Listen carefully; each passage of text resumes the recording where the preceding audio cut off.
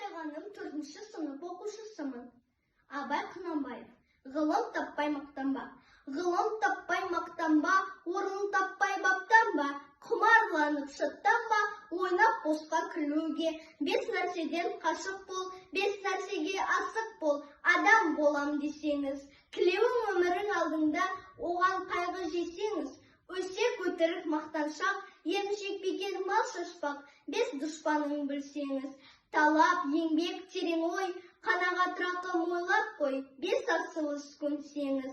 Ғалым болмай немене, балалықты қисаңыз, болмасаң да ұқсап бақ, бір ғалымды көрсеңіз.